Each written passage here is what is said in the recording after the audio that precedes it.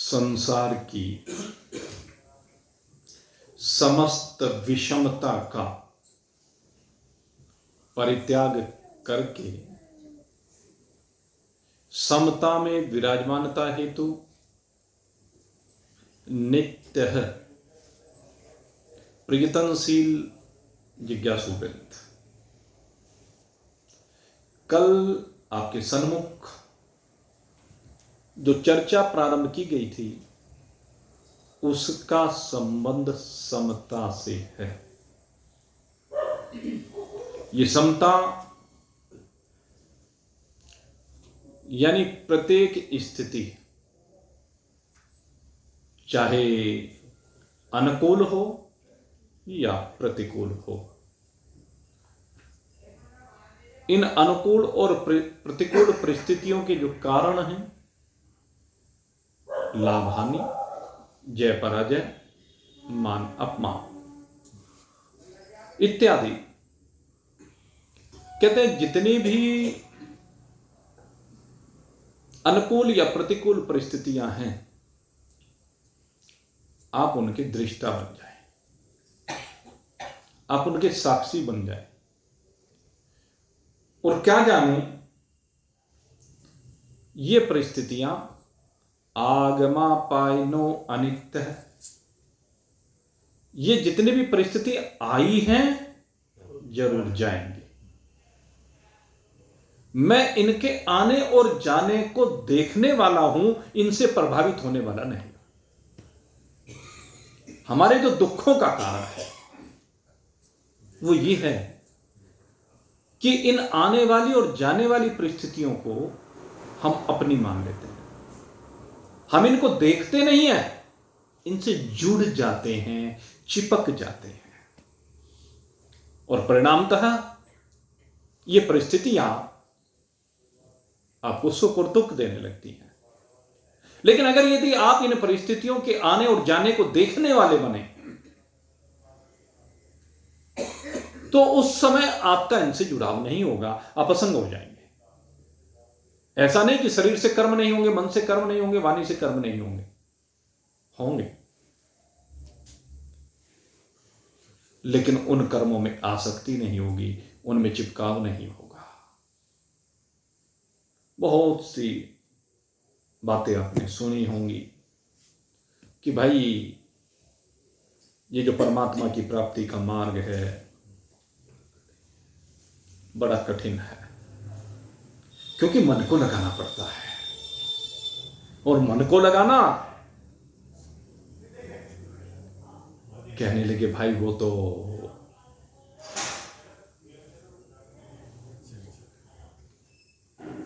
क्या कहते हैं, वो वायु को रोकना है,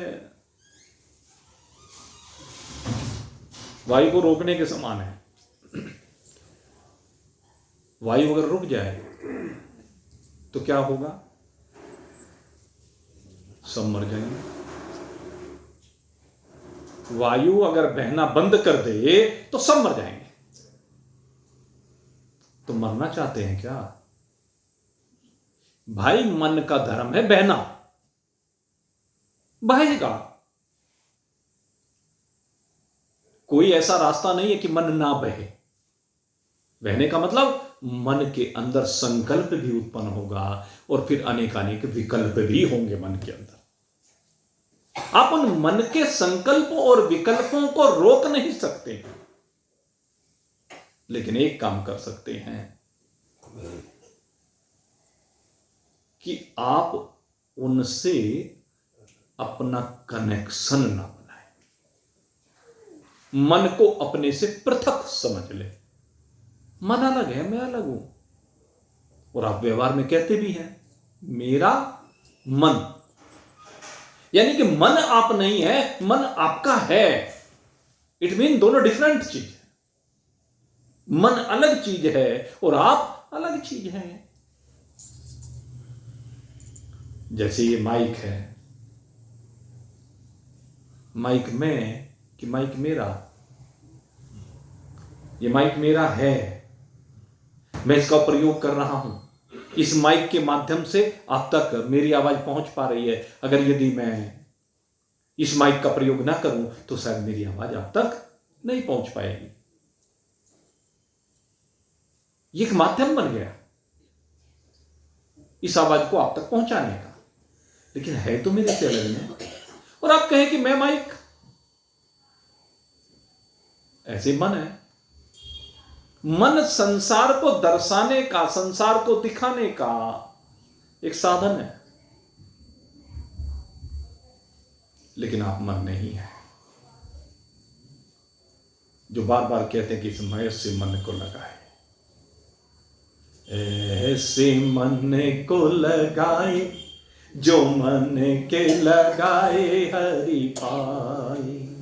ऐसे मन को लगाए जो मन के लगाए हरि पाए। आप बार बार इस भजन को सुनते रहें कि हम ऐसे मन को लगाएं कि मन के लगाने से हरि मिल जाए। तो भगवान कहते हैं मन तेरा लगे ना लगे कोई बड़ी बात नहीं है। बहुत हायर लेवल की बात भगवान बता रहे हैं यहां पे। मन तेरा लगे या ना लगे ये कोई बहुत बड़ी बात नहीं है। कहने लगे ये बड़ी बात नहीं है, ले हां, अरे जब मन तू नहीं है, मन तेरे से डिफरेंट है, उस डिफरेंट का भगवान में मन लग गया, वो मन भगवान से जुड़ गया, तू तो नहीं जुड़ा, मन जुड़ा, तू नहीं जुड़ा। बड़ी बात तो तब है जब तू भगवान से जुड़ जाए। मन का भगवान से जुड़ना कोई बड़ी बात नहीं है। कबीरदास ने क्या कहा?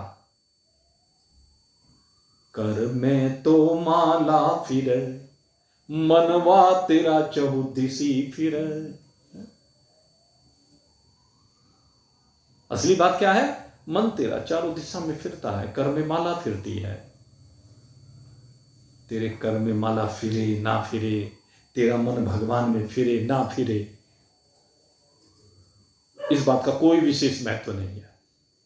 आपको लगता होगा कि कुछ अटपटी सी बात हो रही है, अब तक जितनी भी बातें बताई है उनसे डिफरेंट हो रही है, लेकिन जरा तर्क संगत तरीके से देखें। जब मन मेरे से भिन्न है, मैं मन नहीं हूं, तो मन जहां भी जाए मेरा क्या संबंध? मन संसार में जाए या मन भगवान में जाए, मन स्वर्ग में जाए या भाड़ में जाए, मेरा क्या लेना देना? मन डिफरेंट वस्तु है, मैं उससे अलग हूं। मैं कहां जा रहा हूं, बात ये है, मैं कहां जा रहा हूं, विषय ये है। मन में तूने चिंतन किया, ध्यान किया या नहीं किया, कोई बड़ी बात नहीं है। हाथ से तेने माला का जाप किया, नहीं किया, कोई बड़ी बात नहीं है। गीता में भगवान यही बात कहते हैं कि मन लगाना कोई बड़ी चीज नहीं है। कहते हैं असली बात है दूसरे के लक्षण तेरे में आए या ना आए, ये कड़ी कोई बड़ी बात नहीं है। लक्षण तेरे होने चाहिए। क्या कहते मन जब संकल्प और विकल्प करे तो तू उस स्थिति में उनका दृष्टा बन, उनका साक्षी बन, तू बन, मन नहीं। मन संसार का साक्षी बनेगा, उन संकल्प विकल्पों के द्वारा निर्मित जो भी संसार है उसका साक्षी बनेगा, लेकिन तू उस मन का साक्षी बन। मन की जो अनुकूल प्रतिकूल गतिविधियां हैं तू उनको अपनी माननी बंद कर, उनसे तू जुड़ाव करना बंद कर, और जब तेरा उनसे जुड़ाव बंद हो जाएगा तो फिर वे तुझे प्रभावित करेंगे क्या? मन की उल्टी या सीधी हरकतें, क्योंकि मन की दोनों प्रकार की हरकतें होती हैं, दोनों प्रकार के कर्म होते हैं। शरीर की दोनों प्रकार की हरकतें होती हैं, दोनों प्रकार के कर्म होते हैं। वाणी की सब तरह की हरकतें होती हैं, पॉजिटिव नेगेटिव। लेकिन ये पॉजिटिव नेगेटिव हरकतें मन की हैं, वाणी की हैं, शरीर की हैं, तेरी नहीं है। तेरी समझ ये होनी चाहिए। और जब तेरी ये समझ हो जाएगी कि ये मन की है, वाणी की है, शरीर की है, तो तू इनसे अलग हो जाएगा। और जैसे ही तू इनसे अलग होगा, फिर इनके माध्यम से परोसे जाने वाला लाभ, हानि, जय पराजय, मान अनुकूल प्रतिकूल, सुख दुख, उससे तेरा क्या संबंध रह जाएगा? तू तो दोनों स्थितियों में सम है। मुनीम जी बैठे हैं दुकान पर। मुनीम जी को लाला जी के मुनाफे से मतलब है ना नुकसान से मतलब है। दुकान लाभ में चले या हानि से में चले, उन्हें तो आकर के कागज काले करने हैं और अपनी तनख्वाह समय पे लेनी है। लाभ में भी लेनी है, हानि में भी लेनी है। कि मुझे क्या लेने देना। वो अलग बात है कि कभी मोटा नुकसान हो गया तो हमदर्दी जताती, वह इंसानी स्वभाव है। लेकिन मुनीम जी को वास्तव में कोई लेना देना है क्या? ऐसे ही आपको मन रूपी लाला जी के कार्यकलापों से कुछ लेना देना नहीं।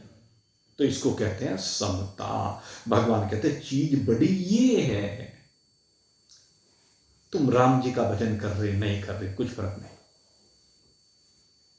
तुम कुछ अच्छा कार्य कर रहे नहीं कर रहे कुछ फर्क नहीं, लेकिन बड़ी बात यह है कि उन कर्मों को करते हुए तुम अपने को देख रहे हो कि नहीं देख रहे हो। ये बड़ी बात है। समता दो प्रकार की होती है। एक समता होती है मन की समता, और एक समता होती है अपने स्वरूप की समता। जो मन की समता है, मन की समता आपके लिए सहायक होती है। अगर मन भी ऐसा ही बन जाए तो बहुत अच्छा है। मन आपका सहायक बनेगा। लेकिन सबसे बड़ी बात है स्वरूप की समता। कहते हैं जिसकी स्वरूप की समता हो गई, अर्थात चराचर जगत में एक आत्मदर्शी हो गया, आत्मा के अतिरिक्त तो कुछ जिसको दिखने वाला नहीं है, ऐसा व्यक्ति जो परमात्मा में स्थित हो जाता है, वो सारे संसार पर विजय प्राप्त कर लेता है। यह जितः मन स जितः जगत, ये कहा गया है। कहते हैं जो मन को जीत लेता है वो जगत का विजेता हो जाता है। अर्थात मन के संकल्प विकल्प जिसे प्रभावित नहीं करते हैं, वो सारे जगत को जीत लेता है। उसका संसार में कोई अटैचमेंट नहीं रहता। जिसका मन से अटैचमेंट नहीं रहा, उसका संसार से कोई अटैचमेंट नहीं रहा, संसार से कोई जुड़ाव नहीं रहा, संसार में कोई आकर्षण नहीं रहा। वो मन से भिन्न हो गया। उसे सारा संसार एक जैसा नजर आता है, उसे सारे संसार के प्राणी एक जैसे नजर आते हैं। और अगर यदि देखा जाए, भौतात्मक रूप से देखा जाए, तो सारे प्राणी एक जैसे हैं ही। ये जितने शरीर यहां पर हैं, व्हाट इज द डिफरेंस? जितनी भी बॉडी हमारे सामने है, किसी की भी बॉडी तो कहते हैं, जब तक इसमें प्राणवायु का संचार हो रहा है,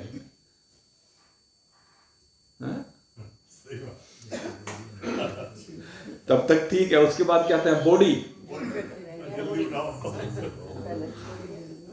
हाँ, बॉडी तो है, अब भी बॉडी है, लेकिन अब बॉडी नहीं कहते, उस समय बॉडी कहते। ये थोड़ा सा अंतर है। तो किसी भी बॉडी में क्या डिफरेंस है? सब बॉडी की एक ही गति है, सब बॉडी पंचभूतात्मक है, सब बॉडी पंचभूतों में मिलनी है। हर बॉडी को ले जाकर के शमशान में चिता पर रख देना है, अग्नि को समर्पित कर देना है। अग्नि जलेगी, प्रज्वलित होगी, और शरीर उस अग्नि के साथ एक रूप को प्राप्त हो जाएगा। जो हिस्सा जिसका अग्निदेव उसे पहुंचा देंगे। अग्नि में आहुति देने का मतलब क्या है? जब हम यज्ञ करते हैं और उसमें आहुतियां कहाँ दी जाती हैं? अग्नि में दी जाती हैं। ओम अग्नि स्वाहा, इदम अग्नि इदम नमः। सबसे पहले कहते हैं अग्निदेव, ये आहुति हम आपको दे रहे हैं, इसमें जो हिस्सा आपका है वो आप ले लीजिए। ओम वायवे स्वाहा इदम वायवे इदम नमः।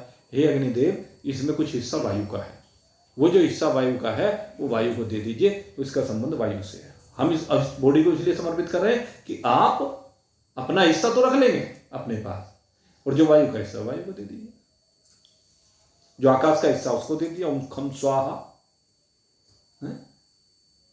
ये उसके लिए है। ओम वरुणाय स्वाहा, जो जितना हिस्सा जल का है जल को दे दीजिए। ओम पृथ्वी स्वाहा, जो हिस्सा पृथ्वी का पृथ्वी को दे दीजिए। दूसरे इसके सूक्ष्म भागों में जो हिस्सा जिस देवता का उसे दे दीजिए। ओम इंद्राय स्वाहा इदम इंद्राय इदम नमः। इंद्र का हिस्सा इंद्र को दे दीजिए, हाथों में बैठा हुआ इंद्र। ओम प्रजापति स्वाहा, उपस्थ में बैठा हुआ है, लो भाई प्रजापति तुम अपना हिस्सा ले जाओ, यही तो है। ओम चंद्राय स्वाहा, मन में बैठा हुआ है, ले जाओ चंद्रमा अपने हिस्से को। ओम सूर्याय स्वाहा, आंखों में बैठा हुआ है सूर्य, ले जाओ सूर्य अपने हिस्से को। सूर्य ने आंखों में अपनी शक्ति दी है, चंद्रमा ने मन में अपनी शक्ति दी है, तो अग्नि को कह दिया लो भाई सबका हिस्सा सबको बांट दो। ये बॉडी जो वहां पर रखी वहां यही कहते हैं। आप समझ पाए या नहीं समझ पाए, लेकिन बात यही है। और मैं कहता हूं जीते जी इसको अपने से अलग समझ लीजिए। जीते जी समझ लीजिए कि शरीर में कौन सा हिस्सा किस किस का है। अनेक बार हमने आपको इस बात को समझाया है, किस किस का हिस्सा है ये। इसमें देवता बैठे हुए, आज समझ लीजिए दोबारा, वो हिस्सा उन देवताओं का है। 5 ज्ञानेंद्रियों के 5 देवता हैं, जिनको हम 10 दिक्पाल कहते हैं। कानों में 10 दिक्पाल बैठे हुए हैं, 10 दिक्पालों की शक्ति कानों में बैठी हुई है, इसकी वजह से आप सुन पाते हैं। त्वचा में वायुदेव बैठे हुए हैं, आंखों में सूर्य देव बैठे हुए हैं, रसना में वरुण देव बैठे हैं, नासिका में अश्विनी कुमार बैठे हुए हैं, आपकी वाणी में अग्निदेव बैठे हुए हैं, आपके हाथ में इंद्र बैठे हुए हैं, पैर में वामन भगवान बैठे हैं, उपस्थ में प्रजापति बैठे हैं, गुदा में नैऋत्य यमराज बैठे हुए हैं। सारे शरीर में बैठे हैं देवता। मन में चंद्रमा बैठा, बुद्धि में ब्रह्मदेव बैठे हैं, चित्त में भगवान नारायण बैठे हैं, वासुदेव बैठे हैं, आपके अहम में रुद्र बैठे हुए हैं, प्राणों में 11 के 11 रुद्र बैठे हुए हैं। सारे आपके शरीर में हैं। उन सबकी शक्ति से मिलकर के सबके शरीर बने। सबके शरीरों में यही है, केवल एक मेरे शरीर में नहीं, सबके शरीर में यही है। तो इसमें आप अहंकार अपना लिए क्यों फिरते हैं? इसे आप अपना मान करके, मैं मान करके क्यों व्यवहार करते हैं? जो जो जिसका है वो समझ लीजिए। फिर उसमें जो व्याधि आए, आदि व्याधि, वो उसकी है, आपकी नहीं है। हाथ में व्याधि आई तो इंद्रदेव की है, भाई इंद्रदेव तू जान। हाथ में कोई कष्ट आया तो किसका कष्ट है? इंद्र का कष्ट है। इंद्र को कहती है इंद्र ये तेरा हिस्सा है, तू जान। पैर में कष्ट आया, बावन भगवान तेरा हिस्सा है, तू जान। आंख में कष्ट आया, सूर्यदेव तेरा हिस्सा है, तू जान। तो शरीरस्थ जितने भी देव हैं उन सबके हिस्से उनको समझा दीजिए और आप समझ लीजिए। वो तो समझे हुए बैठे हैं, वैसे हम ही नहीं समझते। माल दूसरे का है, अभिमान हमारा है। आंखें सूर्य की हैं, हम अपनी मान बैठे। कान दिक्पालों के हैं, हम अपने मान बैठे। त्वचा वायु की है, हम अपनी मान बैठे। नासिका अश्विनी कुमारों की, हम अपनी मान बैठे। रसना वरुण देव की है, हम अपनी मान बैठे। उनको तो पता है, लेकिन हमें पता नहीं है, इसीलिए समता नहीं है। जो स्वरूप की समता है, वो स्वरूप की समता तब आएगी जब हम जान जाएंगे कि सभी शरीरों में उनके हिस्से हैं। मैं नहीं हूं, यही है। आपने घर पर सब्जी बनाई, क्या बनाई? मिक्स सब्जी बनाई, या चलो आलू टमाटर की सब्जी बनाई। पूछे क्या सब्जी बनाई? जी आलू टमाटर की सब्जी बनाई, भिंडी की बनाई, टिंडे की बनाई, इत्यादि। यही तो कहते हो। अब आलू टमाटर की जो सब्जी बनी है, उस आलू टमाटर की सब्जी में किस किस का हिस्सा है? क्या उसमें केवल आलू और टमाटर ही है? उसमें नमक कहता है मेरा भी हिस्सा है, नमक के बिना आप खा सकते हो क्या उस सब्जी को? लेकिन ये तो नहीं कहते मैंने नमक की सब्जी बनाई है। उसमें मिर्च भी डाल रखी है आपने, वो मिर्च भी उसमें समाई हुई है, मिर्च का हिस्सा है, कहते हो मैंने मिर्च की सब्जी बनाई है। उसमें हल्दी भी है, उसमें जीरा भी है, उसमें घी भी है, उसमें पानी भी है, उसमें अग्नि भी है, सारी चीजें भरी पड़ी है। लेकिन आप उनको सिर्फ आलू टमाटर की सब्जी कहते हैं। ऐसे आप सिर्फ आप अपने आप को बॉडी मानते हैं, शरीर मानते हैं। ये नहीं कहते कि इसमें इतना आलू है, इतना टमाटर है, इतनी हल्दी है, इतनी नमक है, इतना मिर्च है, इतना घी है, इतना पानी है, इत्यादि इत्यादि। यही समझना है। और जिस दिन ये समझ आ जाएगी उस दिन आपकी स्वरूप से एकता हो जाएगी। कहते हैं तो बड़ा टेढ़ा काम है, बड़ा गहरा शास्त्रों का अध्ययन चाहिए। वही तो करा रहे हैं, इतने सालों से यही तो करा रहे हैं जिसमें सब समझाया जाता है। चलिए नहीं समझ सकते तो भगवान कहते हैं तो हम तुम्हें दूसरी समता की बात करते हैं। और ये जो दूसरी समता है ये भी तुम्हारी, भगवान ने क्या कहा था, त्रायते महतो भयात्। ये दूसरे प्रकार की जो समता है ये भी आपको महान दुख से छुट्टी दिला देगी। सबसे बड़ा दुख है मृत्यु का दुख। हर व्यक्ति मरने से डरता है।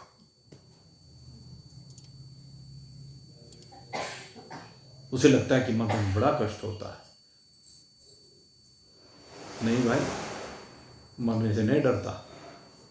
इस संसार के साथ जो चिपकाव हो गया है, इस संसार में जो आकर्षण हो गया है, इस संसार में जो संबंधी जुड़ गए हैं उनके त्याग का दुख है कि ये जो घर में यहां छोड़ के जाओ आगे मिलेगा कि नहीं मिलेगा, ये परिवार जो मैं यहां छोड़ के जा रहा हूं आगे मिलेगा कि नहीं मिलेगा, ये धन दौलत जो मैं यहां छोड़ के जा रहा हूं वो आगे मिलेगा कि नहीं मिलेगा, इस बात से ज्यादा दुखी रहता है। क्यों भाई, अपने साथ लेके आया था। इससे पहले जब तू कहां था, इस शरीर से पहले जब वहां से चला होगा तो उस समय भी तेरे मन में ऐसी बहुत सी आकांक्षाएं रही होंगी, ऐसी बहुत सी बातें रही होंगी मन में। लेकिन जब यहां आ गया तो क्या तुझे घर नहीं मिला, क्या तुझे वस्त्र नहीं मिले, क्या तुझे भोजन नहीं मिला, क्या तुझे संबंधी नहीं मिले, समाज नहीं मिला, क्या नहीं मिला? जो पहले था वो यहां मिल गया। यह समता, इसे कहते हैं समता। वही पहले था, वही आज है, वही आगे। यही संसार का चक्र चलता रहता है, परिवारों का चक्र चलता रहता है, बाल बच्चे पैदा करने का चक्र चलता रहता है, उनके पालन पोषण का चक्र चलता रहता है। केवल शरीर बदल जाते हैं। कभी एक मकान में यात्रा, कभी दूसरे मकान में, कभी तीसरे मकान में यात्रा। लेकिन जरा देखो सारा चक्र एक जैसा है। हर साल अब चक्रों को उठा करके देखें, हर साल वही चक्र चल रहा है। गर्मी सर्दी और बरसात, फिर गर्मी सर्दी और बरसात, फिर गर्मी सर्दी और बरसात, लगातार चलती रहती है गर्मी सर्दी बरसात। हर वर्ष एक जैसा मौसम आता है चला जाता, आता है चला जाता है। शरीर आते हैं चले जाते हैं। तो इनका तो साक्षी बन, इनको देखने वाला बन। कहते मन के कर्म से, शरीर के कर्म से, वाणी के कर्मों से जुड़ मत। उनका दृष्टा बन, उनको देखने वाला बन। भगवान ने जो मंत्र बोला है ना, ये मंत्र और इससे पहला मंत्र, इन दोनों मंत्रों में बहुत ही बढ़िया बात भगवान ने कही है इस समता को लेकर। ऐसा ते अभिहिता सांख्ये बुद्धिर्योगे त्विमां शृणु बुद्ध्या युक्तो यया पार्थ कर्म बंधनम प्रहास्यसि। पहली बात भगवान ने कहा कि तू कर्म के बंधन से छूट जाएगा। बंधन का कारण क्या है? कर्म है। हमारे कर्म ही हमें बांधते हैं। जब तक कर्म है तब तक जन्म है, सीधी सी बात है। जब तक कर्म है तब तक ही जन्म है। और कर्म कब तक है? जब तक इच्छा है। इच्छा कब तक है? जब तक ना समझी है, भूल है। ये एक प्रक्रिया है। हम जो यहां पर बंधे हुए हैं वो कर्मों के कारण बंधे हुए हैं, और कर्मों के कारण बंधे हुए का कारण क्या है? हमारी वासनाएं, हमारी इच्छा है, हमारा चिपकाव, हमारा लगाव, भोगों की आकांक्षा, यह है बंधन का कारण। तो क्या करें? कहते हैं इन वासनाओं को जीतो, इन कामनाओं को जीतो, इन इच्छाओं को जीतो, ये तृष्णा पर विजय प्राप्त करो। अगर आप सिद्धि को प्राप्त करना चाहते हैं, अगर यदि आप परमात्मा को पाना चाहते हैं, आप अपने से जुड़ना चाहते हैं, तो इन वासनाओं को जीतना पड़ेगा। यदा सर्वे प्रमुच्यन्ते कामा यस्य हृदि स्थिता।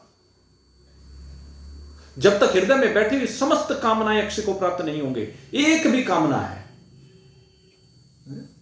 स्वामी रामसुखदास जी महाराज ने एक बात कही, बहुत बढ़िया। कहने लगे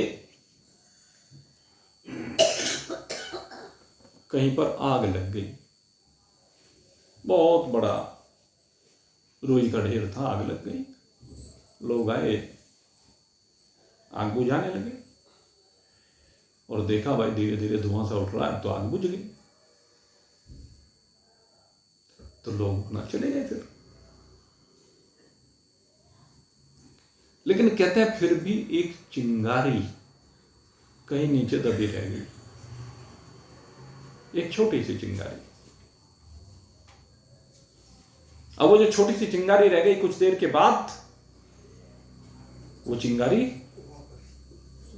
बढ़ने लगी, और बढ़ते बढ़ते जितना रुई का ढेर फिर से था, उसने फिर से सारे रुई के ढेर को जला दिया। इसलिए कहते हैं अगर यदि कर्म की एक चिंगारी भी शेष है, आपने भोजन पर नियंत्रण कर लिया,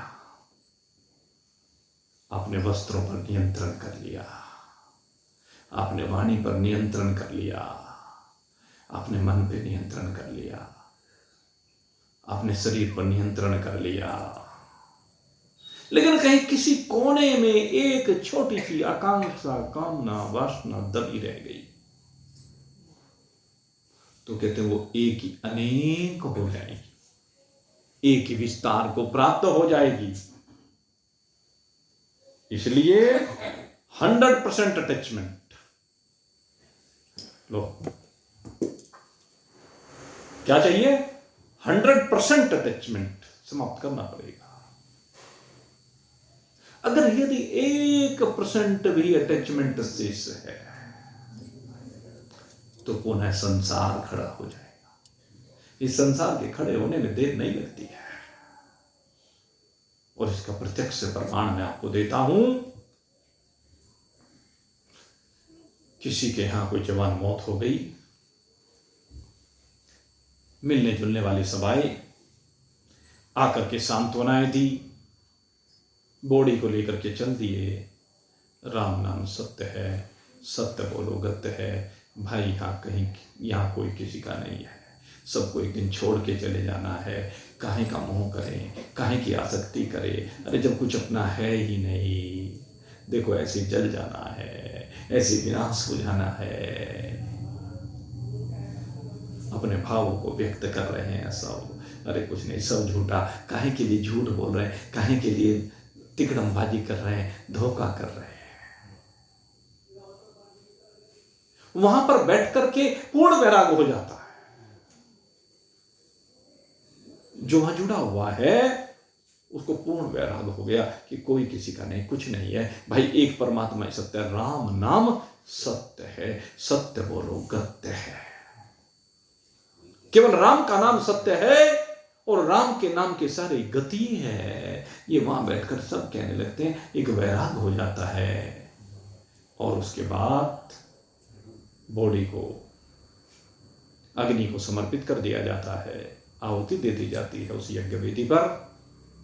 और उसके बाद कपाल क्रिया करने के बाद, अच्छा भाई चलो अब ये तो जा लिया हमें छोड़ के, अब तो हमारा इसका कुछ संबंध नहीं रहा, अब ये तो राख हो जाना है जल करके, अब कुछ बचेगा नहीं, इसलिए चलिए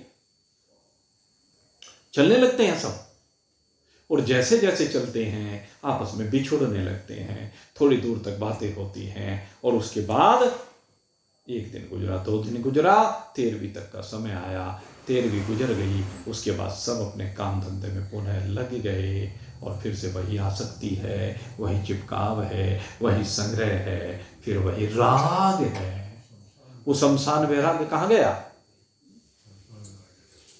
क्योंकि वहां पर दबा हुआ राग वैराग्य के नीचे दबा हुआ राग रह गया था। इस कारण से उस दबे हुए राग ने फिर से न जाने कितना संसार खड़ा कर दिया।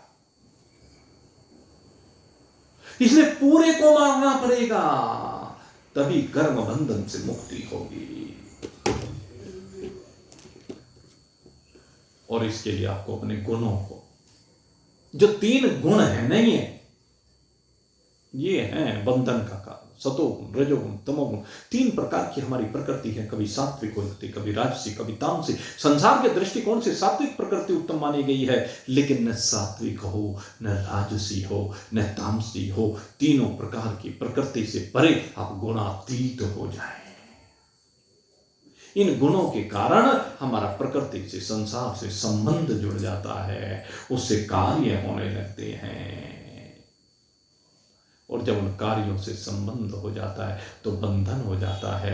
और जब उन कार्यों को हम अपना मानना बंद कर देते हैं, गुणों की सीमा से बाहर निकल जाते हैं, तो फिर कोई कर्म हो ही नहीं सकता। गुणा गुणे सुवर्तन्तः इति मत्वा न सज्जते।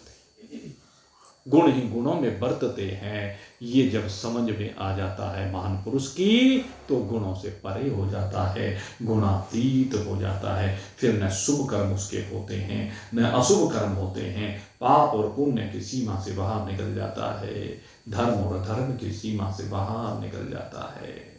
और इस प्रकार से वो कर्म के बंधन से छूट जाता है और मुक्ति को प्राप्त हो जाता है। तो पहली बात कही, कर्म बंधनम प्रहास्यचि, कि कर्म के बंधन से मुक्ति हो जाती।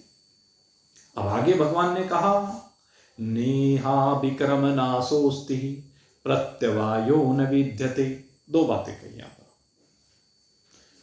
कहते हैं कि ने अभिक्रम नाशो अस्ति। कहते हैं एक बार अगर ये समता आनी प्रारंभ हो गई ना, समबुद्धि हो गई एक बार, तो जो इसमें आपने एक बार प्रयास कर लिया, इस तरफ बढ़ गए, तो कहते जितने बढ़ गए उसका नाश कभी नहीं हो सकता। जैसे कल भी आपको एक दृष्टांत देकर के बताया कि बद्रीनाथ जा रहे हैं, रास्ते में हरिद्वार में स्टे लिया, तबीयत खराब हो गई, महीनों तक पड़े रहे। लेकिन महीने पड़े रहे, 2 महीने पड़े रहे, 6 महीने पड़े रहे, साल भर पड़े रहे,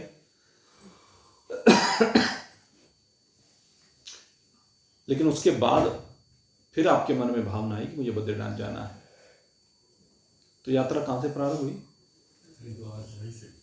शामली से तो नहीं हुई, हरिद्वार से हुई ना। तो यही कहते हैं कि इसमें आरंभ का नाश नहीं होता। जितना आप आगे बढ़ गए, यात्रा उससे आगे से प्रारंभ होगी। बहुत लोग सत्संग में आते हैं, जुड़ते हैं बड़े भाव के साथ, बड़े प्रेम के साथ, पहाड़ की नदी की तरह। पहाड़ की नदी की गति बड़ी तीव्र होती है। आप लोगों ने देखा होगा, जिन्होंने नदियों का उद्गम देखा है। हमने तो भाई माना में देखा, वो सरस्वती नदी का उद्गम। सरस्वती नदी का उद्गम स्थल माना गांव, और वहां पर जो माना गांव है, उसमें जो सरस्वती का उद्गम है, वहां पर उस जल की गति को आप देखिए, उसको देख करके भय लगता है। ऐसा क्या देख लिया जो भय लग रहा? सोचे, ऐसा क्या देखा? भाई पानी तो ऊपर से नीचे गिर रहा, लेकिन क्या है, बहुत तेज गति से गिर रहा है, उसकी स्पीड बड़ी तीव्र है। तो ऐसे ही जो साधक होता है वो प्रारंभ में इसी प्रकार से लगता है, लेकिन आगे आप देखेंगे जो स्पीड उद्गम पर है वो पहाड़ी में आगे सफर करते हुए चाहे उतनी ही ऊंचाई से वही जल आगे जाकर के गिरे, लेकिन उस स्पीड को प्राप्त नहीं होता। जितना वहां उद्गम पर है उतना आगे नहीं होता। बहुत झरने आपने देखे होंगे आगे। अगर यदि माना मैं सरस्वती को नहीं देखा तो मैं आपको बताऊं, बद्रीनाथ मंदिर के लेफ्ट साइड में एक छोटा सा झरना है, वहां भी निकल रहा है, वो भी नदी का उद्गम ही है, ये समझ लीजिए। बस फर्क क्या है, एक से इतने बड़ा स्रोत है, एक इतना सा स्रोत है। आप जरा उसकी भी गति देखना, छोटा सा स्रोत है इतना सा, और उससे पानी निकल रहा है, उसकी स्पीड भी बहुत तीव्र है। लेकिन जैसे जैसे आगे बढ़ता है, पहाड़ियों में बढ़ता है, गति तीव्र रहती है। साधक की गति भी तीव्र रहती है। पहले दिन बहुत तेज होता है, दूसरे दिन, तीसरे दिन, और उसके बाद एक हफ्ता होने के बाद धीरे धीरे वो पहाड़ी नदी में परिवर्तित हो जाता है, और पहाड़ी नदी से फिर मैदानी नदी में आ जाता है, और कहीं रास्ते में झील पड़ जाए तो वहां ठहराव आ जाता है। जल झील में ठहराव को प्राप्त हो जाता है, लेकिन कितने समय? एक समय ऐसा आता है कि निरंतर बहने वाला जल उस झील से बाहर निकल जाता है। यही बात यहां कह रहे हैं, झील में आकर के जल रुका कुछ समय के लिए, लेकिन जो साधक लगा साधना करने के लिए, परमात्मा को प्राप्त करने के लिए, वो बढ़ा, और बढ़ते बढ़ते झील पर आकर के रुक गया। यानी अपनी सत्संग की यात्रा कुछ दिन की, उसके बाद बीच में किन्हीं कारणों से वो रुक गया। लेकिन कहते हैं फिर जब उसकी यात्रा पुनः शुरू हुई, तो पुनः जो उसकी यात्रा प्रारंभ होती है वो फिर वहीं से प्रारंभ होती है, उद्गम से प्रारंभ नहीं होती। नया विक्रम ना सोचती। उसके पुराने संस्कार स्फुरित हो जाते हैं, पुराना जो सीखा हुआ है उसको स्मरण हो जाता है। एक दो दिन के सत्संग के बाद उसका भाव फिर से बनने लगता है, और फिर से वो आगे गंभीरता को प्राप्त होने लगता है। और जितनी गंभीरता को वो प्राप्त होने लगता है, गति भले ही मंद पड़ जाए, मैदानी नदी प्रारंभ में गति बड़ी तीव्र होती है। हरिद्वार में जल की गति को देखिए, और गढ़मुक्तेश्वर में जल की गति को देखिए, और काशी जी में जल की गति को देखिए, तीनों में जमीन आसमान का फर्क है। धीरे धीरे गति कम होती चली जाती है, लेकिन गहराई को देखिए। गंगा का जल जितना गहरा हरिद्वार में है उससे ज्यादा गढ़मुक्तेश्वर में है, और काशी में उससे ज्यादा गहरा है, और कलकत्ता में और गहरा हो गया है, क्योंकि ठहराव आ गया है। ऐसे गंभीरता, ऐसे अचलता, ऐसे स्थिरता, ऐसे आपके स्वरूप में विराजमानता जैसे जैसे बढ़ती चली जाती है, आपकी गंभीरता, आपकी गहराई बढ़ती चली जाती है। और जैसे आपका समुद्र के साथ मिलन होता है, आप अथाह हो जाते हैं, आप असीम हो जाते हैं, आप अनंत हो जाते हैं। समुद्र रूपी परमात्मा के साथ मिलते ही आप परमात्माकार हो जाते हैं। अनंतता, असीमता, अजरता, अमरता, अविनाशिता में विराजमान हो जाते हैं। यही है मंजिल। तो इसलिए कहते हैं एक बार अगर यदि बढ़ गए इस समता की ओर, तो इस समता में आगे बढ़ने के बाद आप लौट करके वापस नहीं जा सकते हैं। झील में रुका हुआ जल लौट करके माना नहीं जाएगा, वो तो समुद्र की ओर ही जाएगा। ऐसे एक बार बढ़ा हुआ साधक भले अपने व्यापार के कारण, लालच के कारण, स्वार्थ के कारण, मोह के कारण, आसक्ति के कारण बीच में रुकता हुआ सा प्रतीत हो, लेकिन वो फिर से वापस जाएगा नहीं, क्योंकि वापस जाने का रास्ता बंद हो चुका है। इसलिए कहता है गोस्वामी जी महाराज एक बहुत सुंदर बात कही, एक घड़ी आधी घड़ी आधी से पुनिया, एक घड़ी आधी घड़ी आधी से पुनिया, तुलसी संगत साध की हरे कोटि अपराध हो रामा, हरे कोटि अपराध। एक बार अगर महान पुरुषों का संग कर लिया ना, एक बार महान पुरुषों से उपदेश प्राप्त कर लिया नहीं, तो जैसे कंप्यूटर होता है ना, और कंप्यूटर में एक चिप होती है या कह लीजिए हार्ड डिस्क होती है, उसमें एक बार जो डाटा फीड कर दिया गया ना, वो डाटा उस कंप्यूटर में से कहीं जाता नहीं है, वो उसमें रहता है। इसी प्रकार से महान पुरुषों के द्वारा आपके इस अंतःकरण में जो डाटा एक बार डाल दिया गया, वो डाटा सदा सदा के लिए स्टोरेज, आपका वो फिक्स स्टोरेज, फिक्स डिपॉजिट जैसे कहते हैं, वो हो जाता है। उसे आप छेड़ते नहीं भले ही, लेकिन है जिस दिन आपको पुनः है अग्नि की एक चिंगारी मिलेगी, वो फिर से प्रज्वलित हो उठेगा और सारे अंधकार का विनाश करने के लिए फिर से तत्पर हो जाएगा। यही है मेरे मित्रों वास्तविकता। नेहा विक्रम नाशोस्ति, अभिक्रम का नाश नहीं है, आरंभ का नाश नहीं है। एक बार बढ़े हुए कदम लौटते नहीं है, बढ़े हुए कदम आगे बढ़ते चले जाते हैं। तो इन कदमों को आप बढ़ाते चले जाएं। भगवान श्री कृष्ण यही कहते हैं, ये गीता हमें यही बता रही है, ये भगवान का उपदेश यही समझा रहा है। अर्जुन तू भटक मत, हे जीव तू भटक मत। अर्जुन से तात्पर्य समस्त जीवों से है, भटक मत। संसार भटकाने के लिए है, लेकिन तू भटकने के लिए नहीं है। संसार भटकाएगा, लेकिन तुझे भटकना नहीं है। तुझे केवल एक रास्ते पर चलना है, वो रास्ता जो आनंद का रास्ता है, जो तेरे स्वरूप का रास्ता है, जो तेरी प्राप्ति का रास्ता है। तुझे केवल उस पर आगे बढ़ना है। तो मेरे मित्रों, बढ़ते रहिए विश्वास के साथ। मंजिल दूर नहीं है, बहुत निकट है। मैं बार बार कहता हूं, विश्वास करना सीखिए और दूसरे जन्म की बात मेरे सामने मत कीजिए। मुझे दूसरे जन्म की बात पसंद नहीं है।